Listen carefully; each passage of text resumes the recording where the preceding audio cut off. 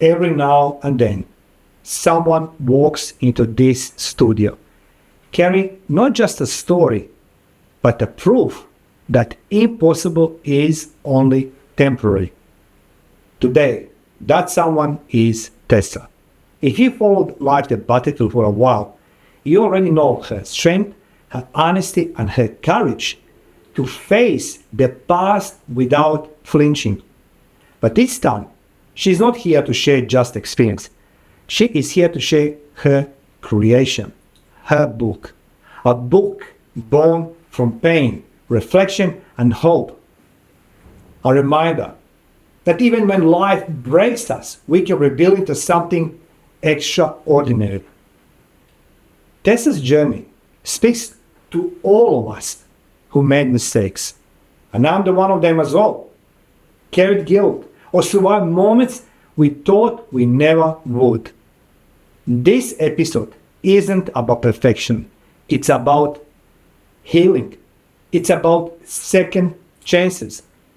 And it is about believing that the page you turn next might just be your new beginning.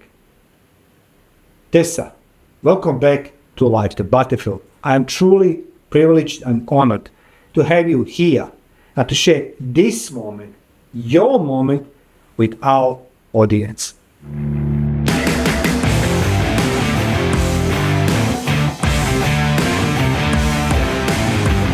Tessa, welcome back to the studio. It's such a pleasure to see you in studio. Thank you. It's been a while. Okay, tell us. Okay, yeah, it is. Yeah. I mean, like it was last time when I saw it was winter jackets and the puffy jackets and everything else. Yeah. So, Tessa, why we are here today in studio? I've done introduction, but I want audience hear from your mouth what we're doing today. Well, I just co-authored a book called Transgression and Recovery. Okay. Yes. Okay.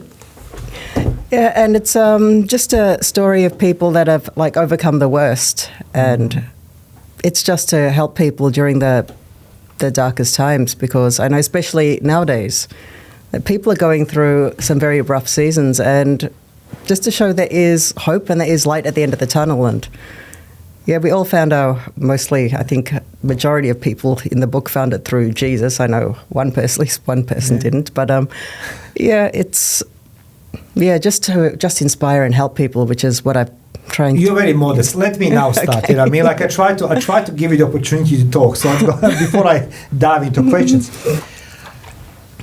I want everybody who is watching this interview and those who are following the Life the Battlefield, you know the Tessa, you know her courage, you know her resilience and her mental health faculty, going from ups and downs and trials and tribulations. My friend Tessa Williams, she's a co-author of this amazing book, and I'm going to put this in the description section.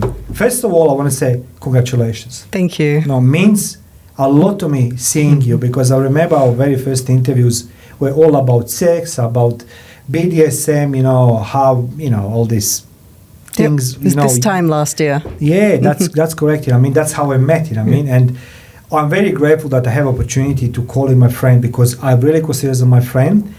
And secondly, I want to say that this is what you did. It's true display of the courage. Takes a lot of balls to step it up and talk about things, not on a podcast. This is legacy. Mm-hmm. This stays forever. We can stay with electricity, and there's no internet. But this is a printed copy. That's what separates you from those who talk, wannabe, dreamers, but as well, on the same token, I think that you're going to encourage other people to write the book. And you have the biggest portion of this book, 104 pages. You know what I mean? So tell me, when you hold this book today in your hands, right? I want everybody knows how the Tessa Williams feels. How my friend Tessa Williams feels holding this book in her hands. Your story is inside. How do you feel, Tessa? Well, it feels surreal, and at the same time, it feels like, wow, people know this part of my life, and it's only a small portion of my life that they know about. And it's still, yeah, I wrote it. When it was edited, I helped read through the editing. And now I'm like, yeah, it's up to people can read it now. It's like you're seeing this part of my life that I've kept very quiet, and it's only a small portion.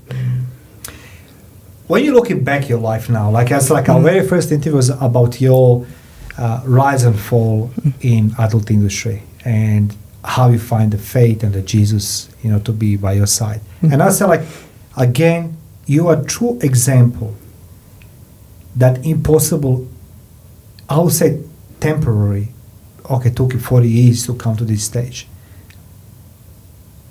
Have you been afraid to put your words in a book? Yes, I've been very, very ashamed of my past, and there's still a lot I haven't written in that book because I'm still hanging on to the shame of it. But now it's time to, come out and tell my story, because my story will go on to help a lot of other people that have gone through something similar. And it's the shame at the end of the day is not mine to hold on to. I've been through a lot. I've been the victim of a lot of things. I don't want to be seen as a victim because I've recovered, but the same thing, that is my journey. That's my story. That's my past. That's what I said. That's admiring you. Like everybody who's watching this right now, this podcast, guys, wherever you are, just go on my playlist. There's an interview with Tessa. I have a 2 interview with Tessa, and I truly admire Tessa for what she stands for, and that is the courage. And I said this as a man who's been a war and saw the many terrible things in my life. But one thing I always separated those who talk and those who do things. And Tessa, she done something exceptional. She put her life into the pages in a written form. But you shared past of your life. You shared with me and other podcast people and moments of doubts, mistakes, and pain. Now, how that experiences of pain and doubts and misfortunes help you to feel into something more meaningful, like a book? How that help you, Tessa? Well, all I can say is just the survival. I've also seeing, even writing it was like how I came to realize how I came to do the things that I did. I used pain to deal with pain. Can you elaborate this a little bit more for those who don't know what it is, pain with the pain? Yeah. There was a lot of pain of my past, a lot. And I used the pain of BDSM, of hurting myself and hurting others, to cope with it. It was pain that I can control. It was pain and control that I became very important to me, because it was how I could deal with the past. And now, just looking back, how I am able to just use Jesus to help deal with that, which is, I found, I don't know, it's a lot more of healing. I was on the path of just destroying myself. I done some research for this interview with you today, more than anything else, because before it was like all information about you, about your lifestyle, and all these people who are into BDSM or people who are regretting being a part of the adult industry, male and females. So there's one figure from the history, her name is Mary Magdalene, and the history once labeled her as a fallen woman, but modern scholars now recognize Mary Magdalene as one of the most loyal and courageous figures in early Christianity. Now, she stood at the crucifixion when others fled. And that's you are today, modern times. You carry your crucifix with you, your big cross, wherever you go, because your past, let's go say, your past, it is your cross. But you're standing and facing judgment, you're facing all these things now. I want to say that you are one exceptional woman, because maybe today generations don't understand everything what you've gone through. But when they read your book, they will understand more about choices in life. Now, when you wrote this book, can you say that your book is about healing of yourself? Can you just talk about this part, please? Yes, it was how I found my healing through Jesus. And it was at my darkest time. And I believe that I wouldn't be here today at all if I didn't find Jesus. I don't see any way I could have gone would have been able to go on. I was already at that point where I was heavy in addiction, heavy in like just hurting myself, and I wasn't going to survive unless I turned away from Jesus. And for years I was trying to get out of that industry and nothing was working. And it was the second, like, I just asked God to help me that things turned around. And it wasn't like an overnight thing. It was over time. Things did slowly start to change, but they changed so much that the entire direction of my life is something that I couldn't even imagine that I would be here today. May I ask you one personal question? Like, I try to understand, like, I'm lately hearing a lot of people, so I'll say, like, entire society, somehow they're turning themselves towards the Jesus and God. Are you laughing now? Okay, that's yes, good thing. I hope more do come. Okay, I want to know, as a Mario, like, talking to you, Tessa, please enlighten me, because it's like, I've never been in your shoes. No, 99% of the people on this planet never been in your shoes. So you have full right and credibility to talk about, or authority to talk about Jesus and faith and everything else. Why the people now suddenly, and it's like, I would say suddenly because I didn't hear like 10 years ago, why the people turning now towards the Jesus and the God? What's the we're going through some very dark times, especially post-COVID lockdown. People lost faith, people lost hope, people are at their darkest and most depressed, and a lot of people are suffering. And who else can you turn to? It's like, what have you got to lose? And a lot of people are finding out once they do turn to Jesus that their life has improved, like the church. There's so many more attendants now at church, and I've been noticing that at my own church as well, that people are just not knowing who to turn to, and the mental health industry is not helping them. When they're feeling their addictions, it's not helping, it's making it worse. So who are you going to turn to? It's, people, they hear other people's stories, they get inspired, and then they turn to it, but I'm happy in a way that more people are turning towards Jesus. I'm happy that there's a lot there. Like, I heard there's a revival in the adult industry of a lot of women turning away from that industry and turning towards Jesus, and I hope that a lot more do come. Would you mind to share again with our audience, the moment when you find the faith? Because I remember clearly, like, our first interview, and I was a little bit intimidated by you, I mean? It's like, and I'm interviewing someone like yourself. You use the Bible to hurt people. Yes. Sorry, let me rephrase this one. You use the Bible to hurt people who pay you to use the Bible on them. Yes. What was the breaking point for you when you realized that Bible is not a tool to make money, but a be salvation for you? Oh, for me, it was my last and final suicide attempt that I was getting ready to hang myself. And that's when it just flashed through my head, if you repent at the last, you won't go to hell. And I still believed in hell. And I just got down on my knees and said, I'm so sorry for what I'm about to do, God.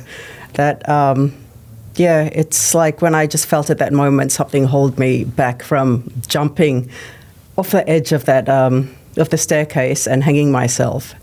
It's when I just felt something say, open the Bible, the answers are in there. And that's when I got it. And I got it from my BDSM kit. It was that Bible, that same Bible I was using to hurt people, that I was getting them to read out of that Bible and whipping the back of their legs. I picked up that Bible and I read that. And I read it differently. And I got the answers there. I also saw the word prostitute in the Bible, and it made me think, hang on, there's prostitutes in the Bible? I thought it was like saints and virgins, and I never knew that even such a word existed in the Bible. And it was from the prostitute Rahab, who was also the great-grandmother of Jesus. And for me, that was such a big thing. It's like, wow, God sees me. I'm not forgotten and some fallen woman who's going to get stoned. It's God sees me, and He's taken me at my most broken.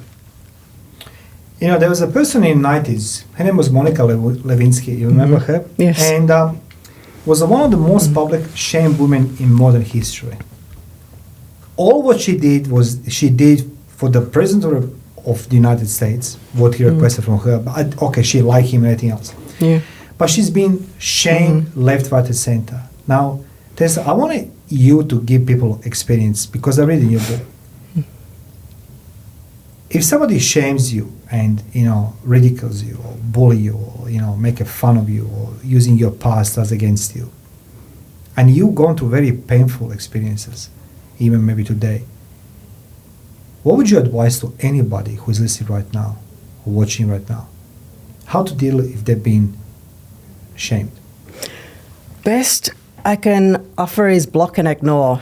Like, I'm still, Love you. being a past dominatrix, I know how to absolutely roast someone into oblivion. And yeah, I've got to learn to stop doing that now and just to block and shut it down and ignore because people will judge you no matter what. I was judged when I was a virgin. I was judged after when I became the queen of BDSM. People are going to judge you for whatever. And I'm seeing more of it online.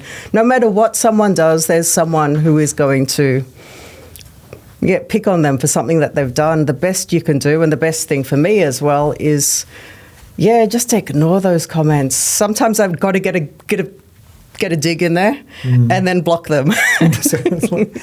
All the ladies out there, particularly I say ladies because Tessa, she will, easier to deal with you guys.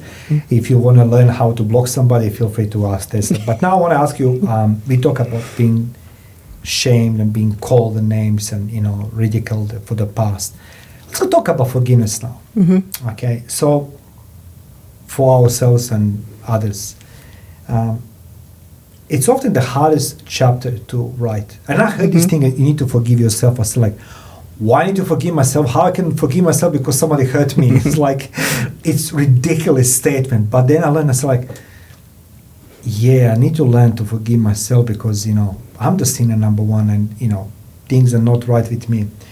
But what did forgiveness looks like for you during this journey of writing book? Forgiveness is one of the hardest things that I had to, had to come to terms with. Like, that's the only way that you can heal and move on is to forgive. And also, forgive doesn't mean keeping the person in your life. Forgiveness is you forgive the past and you can forget and ignore them and just cut them out, which is what I had to do with a lot of people and a lot of family members. And forgiving yourself as well. Interesting that you said that because this time last year I was working with a lot of nuns. I'm still working with nuns, but I was working at a nursing home that had a lot of nuns. And one of my the patients was an elderly nun. And I thought that she had dementia and everything. So on my last day, I said to her, I'm so sorry. I was in tears. I said, I used to dress up like a nun and I used to hit people. I'm so sorry. Like, I have so much respect for you women now. I see your love and dedication to God. And she sat up and looked at me. I thought she was going to backhand me. And she said, God forgives you. Now go forgive yourself. And I realized I didn't forgive myself for the past. And that is the hardest part, was to forgive myself, to let go and to move on. And writing this was very much when I realized that. Can I just say this again? I'm going to make this with absolute clarity. You have more balls, more courage than the most alpha male over there on the internet, in my gym and around me. And for that one, I truly salute you. I saw the man in a combat. I saw the man involved. And you remind me of many of them. What you said right now and showing your emotions, not many people can do it. They can do all the bullshit, crocodile tears, or whatever they are, but I'm admiring you, Tessa, for being our mentor, to me as well, because it's a difference between humiliation, and you're showing only humility. I truly salute you for this one. Guys, I'm going to put a link down below for the book with Tessa. She's a co-author, but as well I'm going to put you a link on her previous interviews. You're going to compare how Tessa, she evolved and the society actually put her on a margin, yet she is fighting her way into society. Which brings me to the Mia Khalifa, as I mentioned before. And she was one of the biggest porn stars. I never heard from her before, just suddenly appears. Anyway, Mia Khalifa, and she as well, she's talking about mental health, about being recognized in society and all these things. So there's a lot of men and women in our society who fighting, and I want to say thank you for on each and behalf of every single person struggling out there with their mental health, being called names, being bullied, being ashamed. Thank you for being the voice for every single person, Tessa. So that's what it's on. So that's something unique. Now let's go talk about your book. How this book happened to you? Somebody calls you, or what was that? I mean, yeah, it was. People were writing about me, and that's when I messaged you and I said, "Oh no, people are writing about me in their books," and that's when you said, remember, actually, I'm using your history. Yes. Yeah, and that's when I got scared, and I'm thinking someone's going to write my story or even copy my story, which, yeah, I've actually had seen someone is slightly copying my story, but the thing is. Yeah, that's when you said to me, what are you going to do? And I said, I think I better write it now. And that's when I got offered by someone who was at the seminar, at the Anointed Warriors seminar that had the book stand there, said that, would you be interested in writing your story, because we actually heard your testimony. And I thought about it. It was the worst possible time I was stressed out. I was already tired. And then on top of that, I had to write and go back to these memories that were so tough for me to go back to. And I thought, okay, this is all I need right now. And it was hard writing it. Like, I even showed you the photo how I broke out in hives all over my hands. I saw that, yeah, you sent me the pictures, yeah. Yeah, and I said, is this normal? It was a bruise, yeah, that's correct, yeah. Yeah, the stress was too much, and there was, at night, like, during the day, I'd be writing down bits and pieces, and then at night, putting it down. But then I'd be on the floor, bursting out crying, going, this is a memory I haven't... It's a memory. Yeah, that I haven't visited in a long time, that I choose to ignore, and a lot of the stuff couldn't be put in the book for timing, and I wasn't ready for the world to know, but it was healing. Can I just draw the parallel now? You left the world of adult industry. I'm gonna call adult everything, porn, escorts, everything.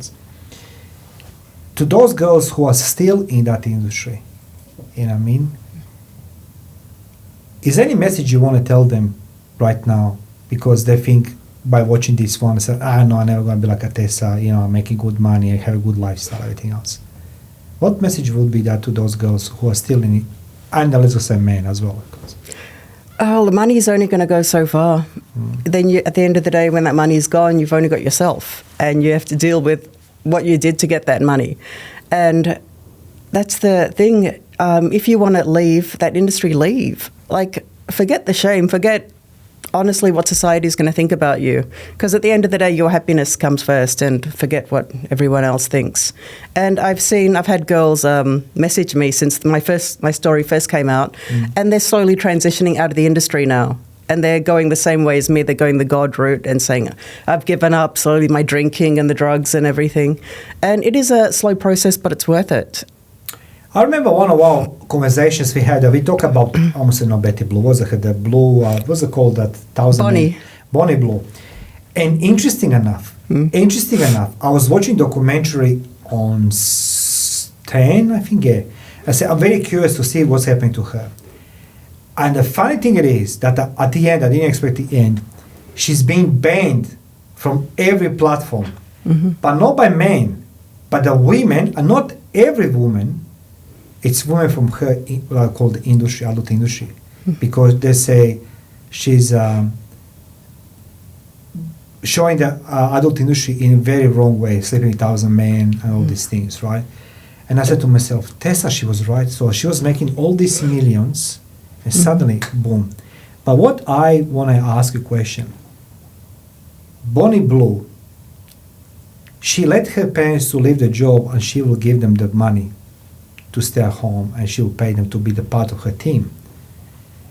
When I draw the parallel with your mom she'll never say like, okay, Tessa, do this, what you're doing, and I'll stay at home and make money for me as well. My parents, my family knew that I was in that industry, but they never helped me get my ID, which that was the hardest part. How do you look at your child, your sibling, seeing them do their job, crying and saying, I need my ID, I don't want to do this anymore. I'm selling my body to do this. And then go, oh, well, we can't really help you, knowing full well that you could have helped me.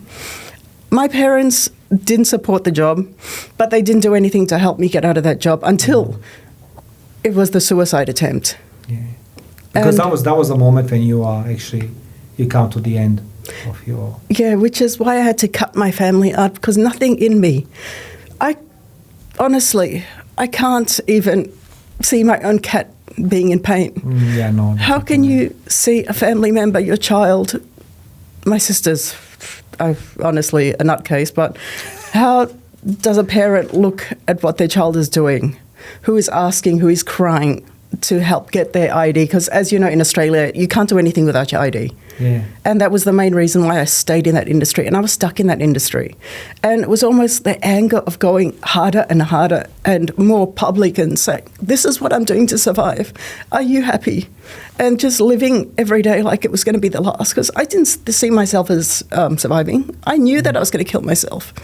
And everything, it was like living like there was no tomorrow. And still my parents never stepped forward and said, listen, how do we help you out? Until it was, pretty much the suicide attempt that my mum finally stepped up and said, okay, how do I help you out? Tell me everything that you've been doing, because I've heard a different story from everyone else. On page 272, this book,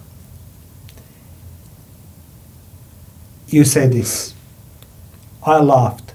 Good, I said, I don't care. But I did, because without ID, I couldn't get license, couldn't check into hotels, couldn't work independently. And I sure as hell didn't want to work from home or downgrade to a cheaper brothel. Why are you so angry? Dior asked, lighting a cigarette. Again, I need to ask you, I can see that you're full of emotions when you talk about these moments. When you wrote this into your book, did you feel anger? Oh, yeah. Yeah. Did you forgive yourself? Yeah, working on forgiving myself. It was been very Still healing working. writing this. Still working. Tessa, I want you to think about this one. I was like Mia Khalifa, Monica Lewinsky, Maria Magdalena. There's a lady called, and I remember her because I was a teenager, and she was a porn star in the 80s. And her name was Moana Pozzi. And she's a philosopher in the spotlight. They call her. She was a porn star, but she became a very, very successful politician. I'm not sure that you're aware, but today you're standing for every person who doesn't dare to speak, to show emotions, to reclaim their identity, to speak for themselves. Today you're standing for the millions of people. Millions. I'm telling you right now, millions, Tessa. And I admire you, me, Mario Bekes. Just like we are now friends, and and I truly can't emphasize enough how much this means for me to hear that you speak for other people. And that's what I'm expecting. I say I want every girl in adult industry see this, because that's what you're going through. They're obviously going to face those demons as well. You agree with me? Yes. Yeah. Now, for those who are still struggling, and watching, who feel broken, betrayed, they already failed too many times, what your message will be to them, Tessa? You wrote this book, but you know what means being up, and you know what means being down. You know what means standing on intersection without umbrella, raining, and nobody can hear you screaming for help. But there's a lot of people who are now, this very moment, watching and struggling. What your message will be to them? What I tell everyone is, through Jesus, your comeback will be stronger than your setback. And I'm living proof of that, and I've met a lot of people that are also living proof of that. Some things, Yes, you are, yeah. Yeah, just beyond us, are beyond our help, are beyond what the mental health industry can do, because I can say that never worked for me at all. It's, the only time that it worked for me was giving it all to Jesus, journaling, praying, just trauma dumping on God at night, and just saying, like, what do I do with this? Like, where do I go with this? And it's like God kind of guided me. I didn't really seek out the actual, the path. It's just, I'm sitting back and letting God do everything, which has been so comforting. It's not like I'm living in survival anymore. Yeah. It's... Can I ask you a question about believing? Because it's like, you can teach us a lesson about believing. So like now when you wrote a book and, you working, you have a job, you reclaiming your identity, we come to identity later, but what kept you believing when no one believed in you? I only focused on my relationship with God. I did not care what anyone else would say about me, my past, how I was treated. It's the only thing I could focus on was just as Jesus was walking on the water, and he was saying, just focus on me so you don't sink. And that's how I kind of lived my life, was just focusing on Jesus. And everything kind of happened around my journey. Like I didn't plan anything. I just stuck to focusing on what was more important with me, my relationship with Jesus. I just say, it's all in your hands. It's all in your hands, Jesus. You take the wheel. And now I'm where I am now. I did not plan any of this. And I'm grateful that So you're grateful for the all pain you've gone through? I'm grateful for where I am now. Okay. I'm not grateful. Oh, honestly, as a human being, if I could have changed that past, I would have, but God has turned it around for you. I'll thank you for being honest, because people usually say like, I'm grateful for this, I'm grateful for that. Sometimes I think myself, if I could choose different path, I would, in my life, I would 100%. So it's easy to me say today from this point of view, it's like, I'm happy I survived the war, like, I come the better medicine. Bullshit. If I could change, I would change some things in my life. Which leads me now to question reclaiming your identity. Writing book can be healing process or process of healing. Can be process of rediscovering pain, visiting trauma. Oh, yeah. So when you wrote this book, did you rediscover who is Tessa today really? Or? Yes, it made sense of why I chose the path that I did. It made sense of why I went into BDSM and why I got that deep into the adult industry when it was not what my original plan was. Life kind of led me there and I had to go with it. And it kind of makes a lot of sense about how I was attracting these people that were just toxic. And even now it's made me kind of keep a lot of people at a distance. But it made me just realize that I was looking for what I find in God now in other people to save me. So even the journaling, would you say that even journaling will help people to discover themselves? Yes. Yeah. Trauma dump it on the paper as well. It's also how I got off, and that's going to be in the next coming book, is how I got off all that medication was by writing, because my thoughts were racing and I just couldn't, I didn't know how to cope with these thoughts, so I just wrote them, even if it meant no sense. I just had to write down what was in my head constantly, and I got these big fat notepads full of stuff that makes absolutely no sense, and I had to write. It does make sense now. Yeah. Now it makes sense because it's in a book. So it's like, on the onset, looks like, oh my God, look at all these things I wrote, and doesn't make a sense. But that's how the book is born. Yeah. You understand? Most of people are it will read or support you or not support you, whatever it is, but majority of people will want to do something. But like in boxing, I try to use this metaphorical perspective. Like in boxing, everybody, spectators on the side, they love to talk about what you should do in ring, but nobody goes in ring. People come outside of your life. You should not do this book, you should do this book. But you did it. And I want you to give yourself credit. Tessa Williams, the person who experienced lowest of the lowest and almost end up her life, wrote a book, and that's a big thing for me. And I truly believe many people out there, they're going to draw this inspiration from you. I want to ask you a question which is not related to writing the book as a book, but let's talk about environment. How many people are happy for you wrote a book, and actually how many people are not happy? I want to hear that one. Okay, you don't need to put me names, okay, but I'm very curious what people can experience when they start creating something. support or like, my goodness. like, look at this. My follower count on Instagram dropped the day I launched the book. Really? It's like the biggest dip. I was looking at the statistics. I was like, wow, I dropped nearly 100 people. A lot of people are like, no, and they're happy for you when they're watching you talk about suffering in in the podcasts of the past, and that, I feel sorry for you. But when you start rising up and you start doing very, very good, nobody likes you. People want you to do good, but never better than them. That's always what I believe in. But no, a lot of people never congratulated at all. Only very few people, and I did get, of course, some people saying, "Oh, we ordered your book; it's great." But a lot of people that claim to be friends, no, it was not real friends. No. Are you disappointed? Or you suspected is what I happened? suspected, because in the past I have won awards, whether it was in the adult industry or anything. They let you slide away. Oh, they don't know you. You could have thanked them a week before. Congratulations on your engagement. But if you won something, it's like, no. So I'm like, no, I don't do this for me. I do this now for people that are going through what I went through in the past, the suffering, the coming off heavy medication, which is another one, which a lot of people now are going to experience, because a lot of people are diagnosed with something. Yeah.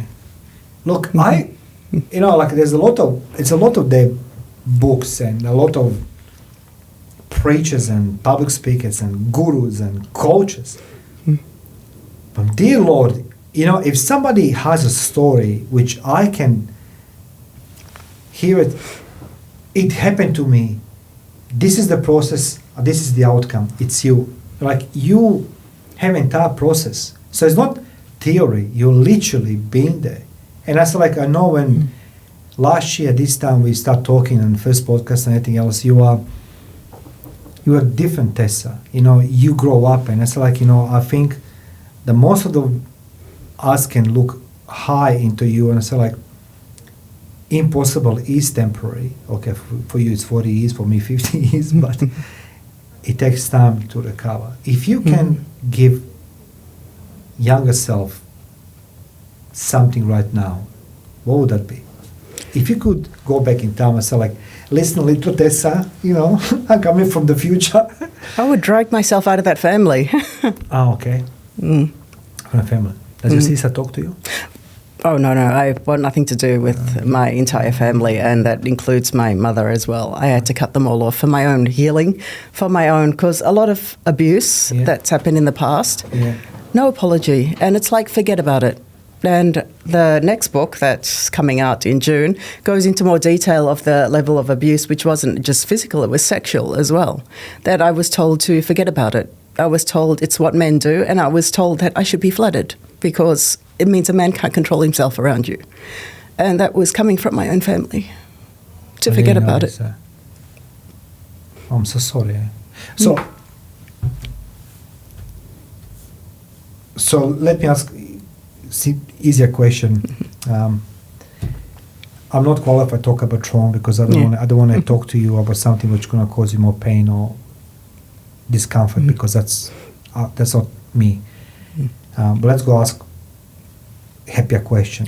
You leave me speechless now. Literally, because when I saw you first time, I was a little bit intimidated. It's like, tall, beautiful woman. She's intelligent. She knows what she's doing. And, you know what I mean? Like, I'm going to interview somebody who was in BDSM industry. But after a few minutes, I realized that's the woman with emotions, woman with the past, with the traumas, trials, tribulations. But you mentioned something now. Second book? Yes. Okay. Can we know more about book? Or what's okay? Tell us what you can tell us.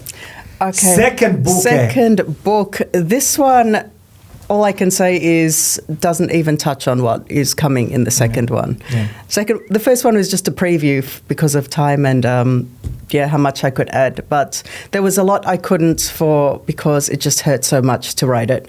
And I wasn't ready for the world to know. And also, it was hard for me to write because I was like crying way too much. But now I think it's time. It's got to be out there because I know I'm not the only woman who's gone through, women and men that have gone through abuse on the level that I did, that have gone through that past, that had... Now I used pain to deal with the pain of their past. And people don't just fall into the BDSM industry. They are there for a reason. They it's unhealed trauma.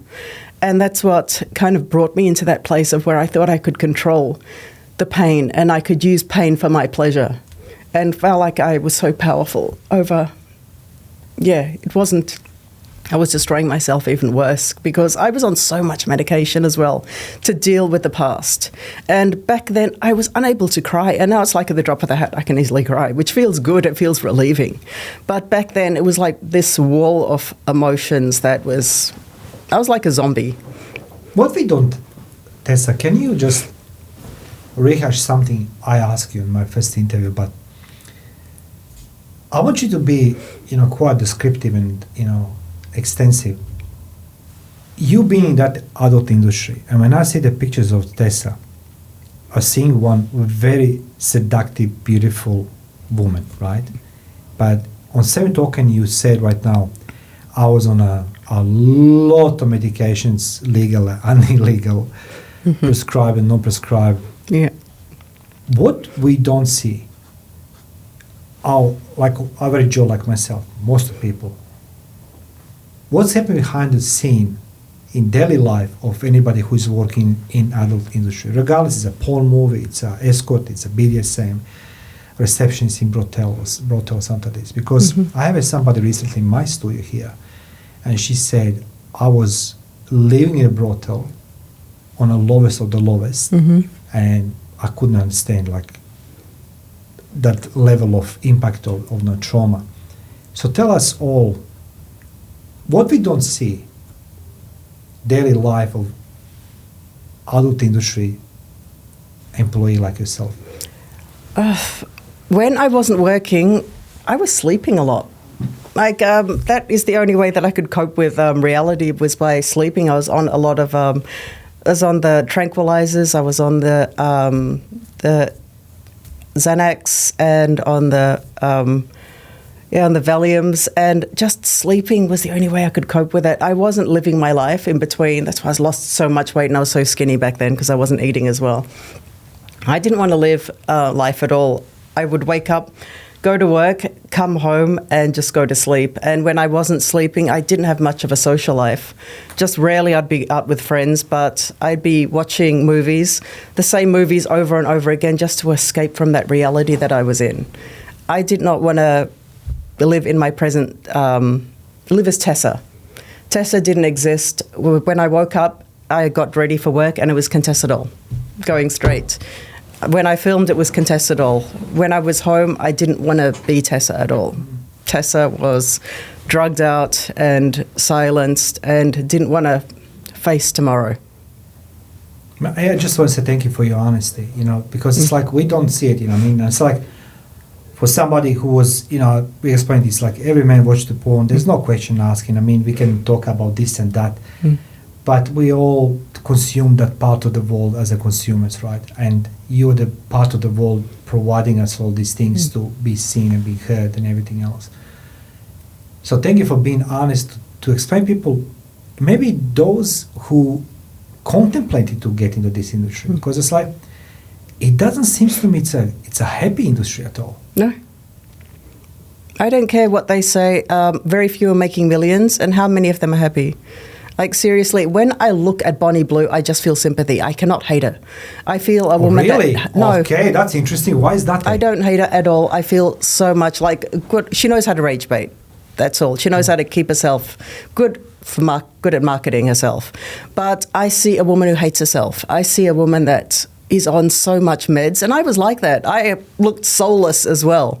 She looks dead. She looks soulless. She does not have... I just see someone that's hurts herself constantly. How can you like yourself and do that to yourself?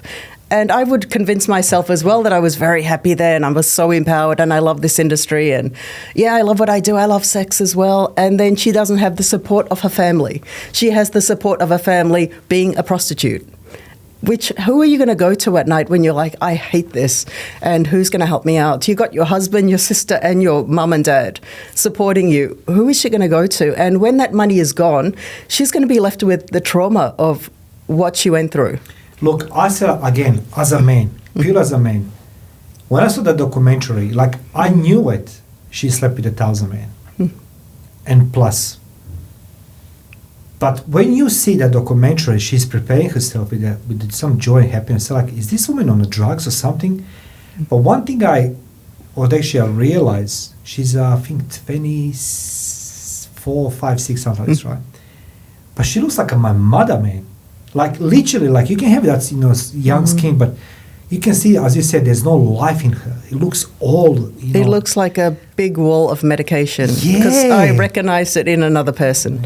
And one day when she decides to just leave that industry, and when the wall of the realization of what she's done to get there hits her, I want to be the first in line to hug her. Because I know it's going to hit her like a ton of bricks. And I do hope that she has the right support around her when that happens. Because you cannot do that and truly like yourself. I make some notes in this book. I can't read books because I'm very proud to see that you wrote the biggest chunk of this book, 104 pages. I'm like, wow, that's Tessa. I know, I'm so proud even knowing you, Tessa, because I know what it takes to write a book, and I know what it takes.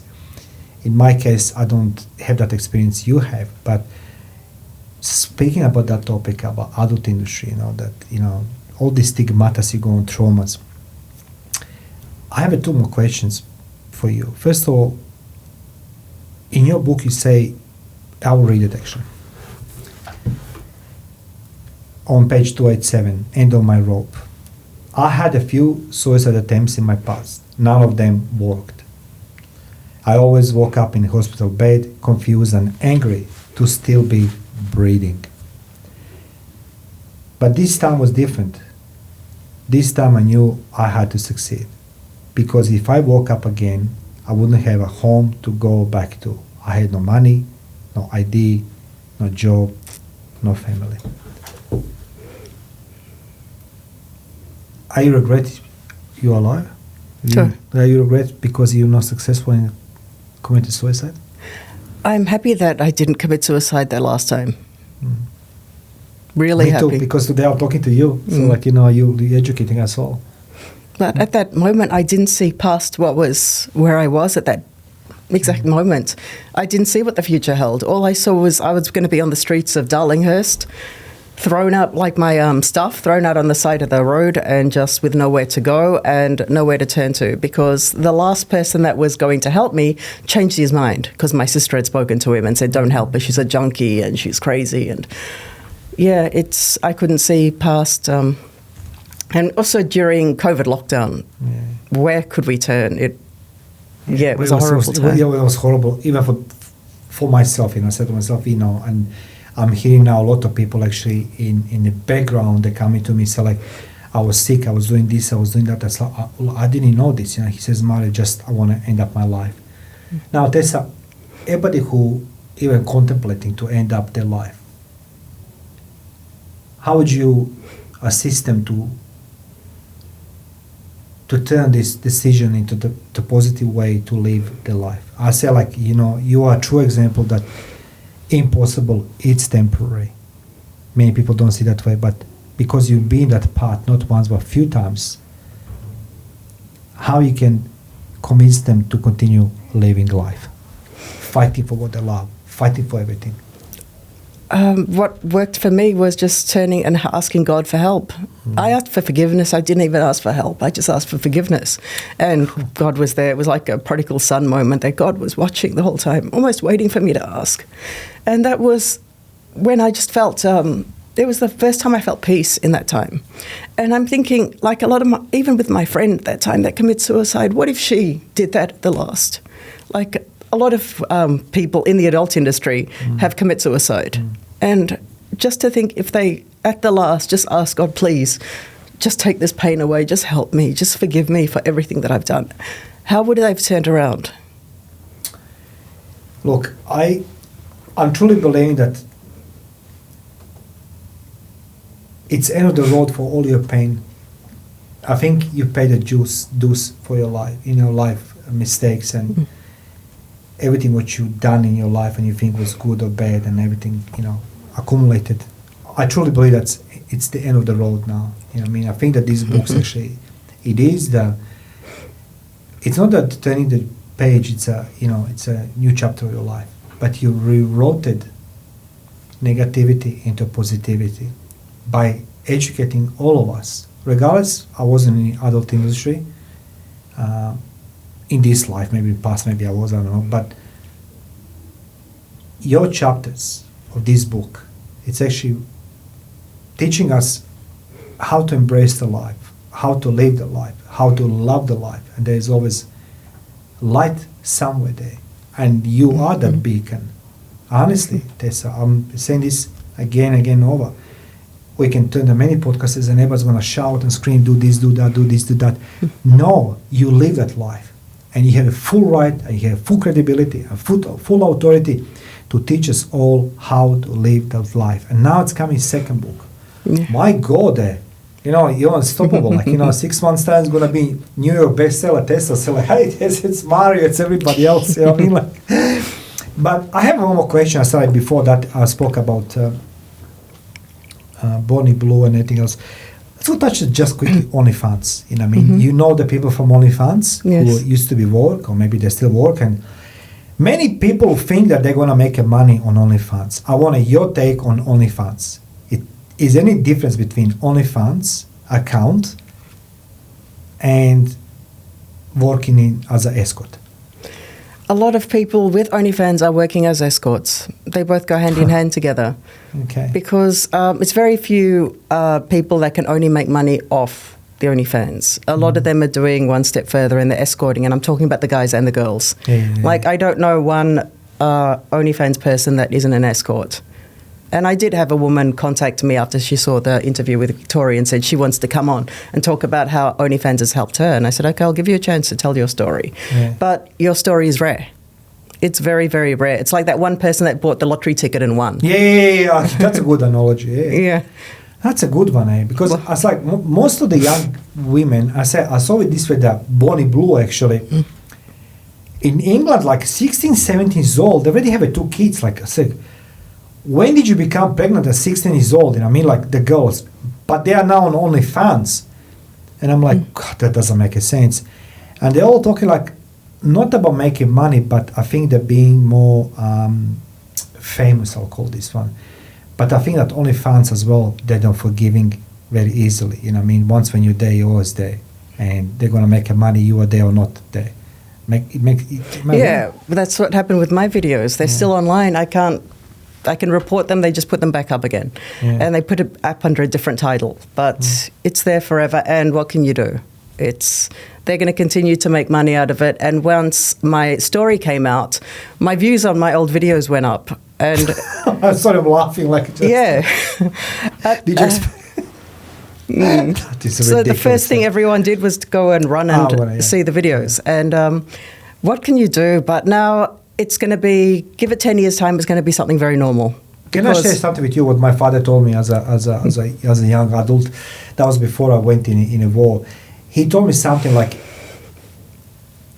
woman you can buy, it's not a woman at all. And I don't think so. Nobody can buy anymore. Am I correct? Mm-mm. There's no money. Nobody can buy your time anymore. No. I see that's what the difference makes for all of us. So let us talk about, let's go wind up for this book. There's several authors there, but it's like you having the biggest chunk of this book. Where people can find this book, how they can purchase your book? A lot of places. I'm going to do this like a model, like you guys. Fucking Sailor of the Century. Tessa's doing better, yeah. What I know is Amazon, Barnes & Noble, Booktopia. There's a few, it's just launched now in the UK as well. So, just Google transgressions and stories of transgressions and recovery, Tessa Williams, and you'll see it comes a whole list. Is it Truning Goggins, David Goggins' brother? Sorry? Goggins. I don't know. I know his father was someone pretty big. Yeah, like it's a familiar surname. So all these authors, they, you know, like it's like your story again is. It's Angela. That's me. Angela. No, it's, she was on the show. You know what? Like when you compare the images of you, like with the glasses and everything else. Yeah. I prefer now you. Oh yeah. That day with the glasses, you must be. You can tell how much stuff I was on that day. Oh my goodness, that was before the before Sexpo. It was taken, and I had to do Pin-Up magazine. Okay. They came there. The dress wasn't even mine. Like, I wish that dress was mine. It was stunning, but it was in the hotel, having to get those photos taken. And people walking past, looking, going, "What the hell?" And I was there, smiling and posing, with suspenders on. Everything. Yeah? Yeah, those photos made me so uncomfortable. I'm sorry to say. They may have looked great in the past, but yeah. What's the difference between like you know, when people see the image and reality, you know, we see the end product, right? But takes a lot of this posing you said before, even for the porn movie, which we don't see it, you know. I mean, everything is staged, you know. I mean, everything is just one frame and everything else. So it's not real, actually. It's not real. This is real, Tessa. The clothes weren't even mine, and same with the porn. That's not how it was scripted. Yeah. Even I said in the book it was ridiculous. It made me laugh. I couldn't keep serious throughout, and the storyline was so stupid as well. It's not real. It's fake, and people are comparing their real life to that. And for those who want to engage you in public speaking, other ministries, churches, you know, maybe some event organizers, are you open for this? Yes, I am. Guys, don't miss opportunity. I guarantee you, Tessa Williams, she's a truly good friend of mine, and she has a full credibility, authority to speak and share all these issues about addiction, about trauma, and how to overcome them. After all, she demonstrated this book. It is true example that impossible is temporary, and you can use this book as your energy, as your stepping stone to make it better of your life. And those who are interested to put Tessa on a stage and talk about addictions and trauma, because addictions is as well one of the things. Oh, yes. And you admit it. And it's like about true mental health, Tessa Williams is person you go for. So I'm going to put in description how you can contact Tessa and her socials. And I feel sorry for everybody who dumped you from socials because you published a book. But they still watch me from afar. I can see they're not following, but they're still lurking. Tessa, anything for the end? You want to share something for the end? Well, number 2 is going to blow your mind. If you thought this one was harrowing, and number 2, buckle up. Like, honestly, it's going to be really raw and... Look, I need to see you in the studio before the number 2. When we can expect number 2 book? June next year. Yep. Okay, so guys, buckle up, as Tessa says. You know, you have a real, true example, somebody who was working in the adult industry, inflicting the pain for the money. People who pay for to be inflicted pain. And I said, like, Tessa, she demonstrated, you know, true resilience and how you can recover yourself. You know, in the end of the day, I need to Google word transgression. I wasn't sure what that means. And I feel like it's a great title. Yeah. Tessa, thank you very much for being my guest today. Thanks for having me on. You're welcome. Guys, I'm going to put in the description section all the socials of the Tessa.